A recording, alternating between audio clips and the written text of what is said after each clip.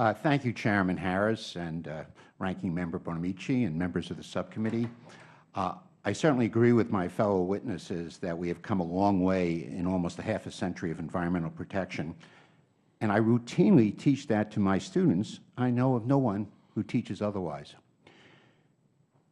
But it does remind me of the personal experience of being at the end of a really productive day when I should take satisfaction in all I have accomplished, but I find that I actually have more to do than when I started. Like EPA, I am further behind for two reasons. There is unforeseen challenges, and some of the tasks are even more complex than I thought they were. And I will enlarge on that just briefly.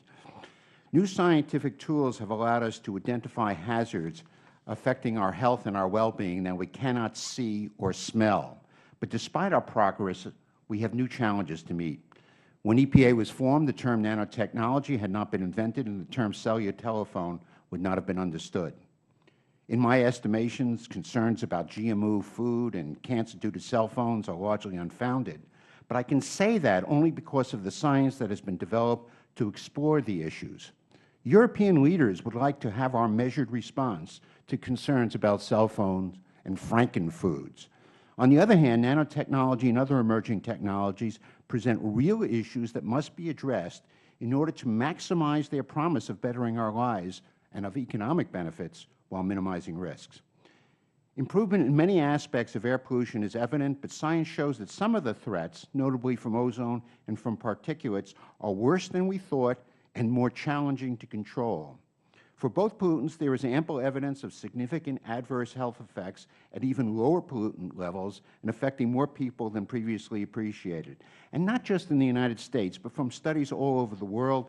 Just one is a recent study of a large national cohort showing a statistically significant mortality increase down to levels of fine particulates that are well below our current standard. For ozone, the change in standard from a 1-hour to an 8-hour averaging period reflects the recognition that American society was changing in a way that put more people, and particularly children, at risk. We once had geographically well-defined cities with limited rush hours leading to a late morning hour ozone peak, but traffic now extends throughout the day. Urban sprawl is a fact of our life, and day-long ozone problems do exist. More recently, studies have suggested an independent association of daily ozone levels with mortality, so that ozone is affecting not just our children, but our adults as well.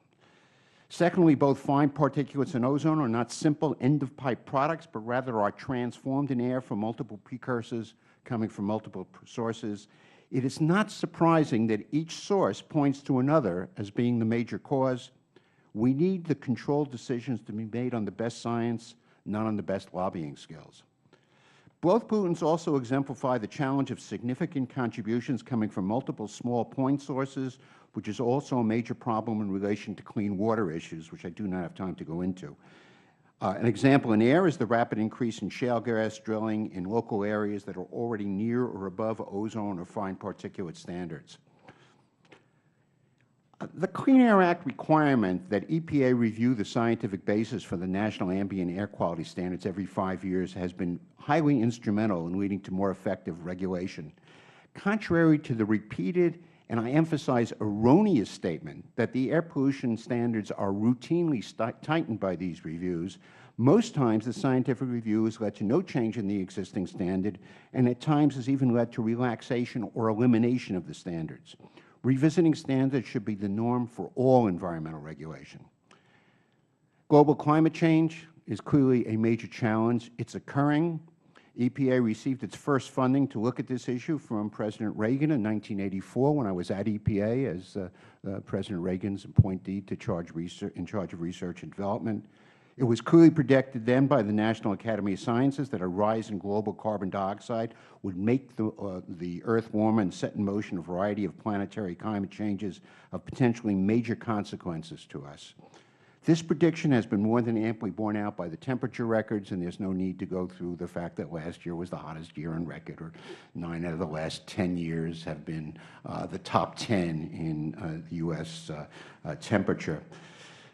Among the overall scientific community, only a relatively tiny handful of climate change deniers exist, and those few, as well as those who give them undeserved credence, need to at least wonder, as they compulsively quibble about the extent to which they bear responsibility for the consequences to the American public of our delay.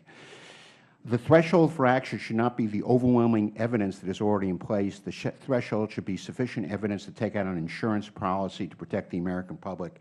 We passed that threshold a long time ago. Finally, I'd like to talk about sustainability. I chaired a National Academy of Science National Research Council committee. We began by recognizing that the increasingly complex challenges of today require us to make effective trade-offs among the environment, with economy, and with health and social issues. We learned much about the actions that are already taking place, and we've developed a framework which I have here and be willing to hand out, and it's part of my written testimony, that we believe will lead to improving our ability to meet these increasingly complex challenges across all of the environmental areas. The goal asked for by the U.S. Environmental Protection Agency, by today's Environmental Protection Agency, is to be able to maximize benefit while minimizing risk. We have to be able to give the tools to EPA to cut across all these various things, working with other agencies to make this happen. Finally, we can today either be optimistic about how far we have gone or pessimistic about the challenges of the future. Optimism or pessimism is classically defined in terms of whether we see the glass as half full or half empty. For a sustainable future, where we are now requires us that we must consider the glass to be twice the size it needs to be. We must be able to give EPA and other of our Federal agencies the ability to right-size that glass so that we can move forward in the future and be able to respond to all of the challenges we are addressing now and will meet in the future. Thank you.